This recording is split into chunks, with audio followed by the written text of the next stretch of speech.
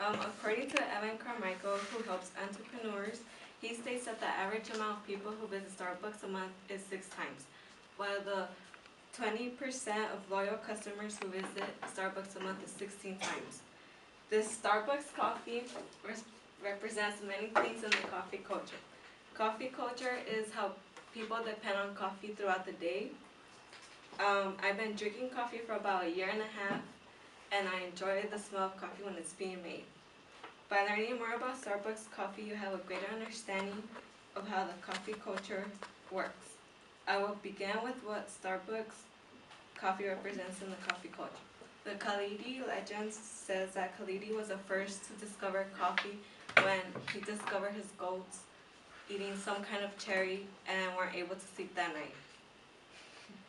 The word went out about coffee, which spread very quickly, and many countries started growing it. There are 10 steps to making coffee, which is planting the seed, harvesting,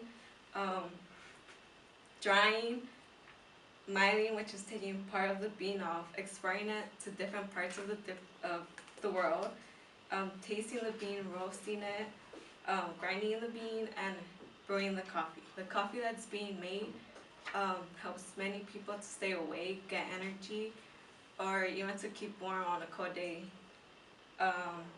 Starbucks is one of the biggest coffee companies throughout the world. There are Starbucks coffee shops placed mostly on each block, tempting us to go buy something.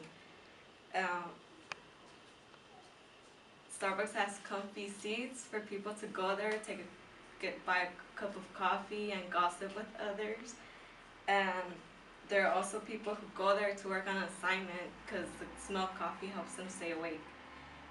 Starbucks represents the coffee culture by advertising the coffee and the new flavors it has.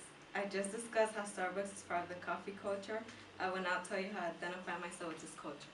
Since the time I went to New York, where most people are drinking coffee, I started drinking coffee. Each morning I would stop by Starbucks to buy a cup of coffee. And after I came back from New York, I realized that most mornings I needed that cup of coffee. There'll be times where I wouldn't buy any, but I'll make my own Starbucks coffee at home. And I use Starbucks coffee to keep me warm on some mornings, but mostly to help me stay awake. I enjoy the smell and taste of coffee, and most of my friends give me gift cards from there because they know how much I love Starbucks.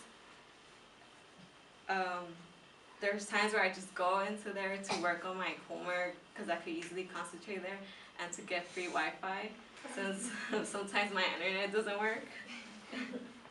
Now to conclude, you have a better understanding of how Starbucks is part of the coffee culture. I first discussed about coffee and how Starbucks represents it. I then inform you on how I identify myself with it and how I use it. Now you know how many times I drink Starbucks coffee. How many times have you visited Starbucks this month?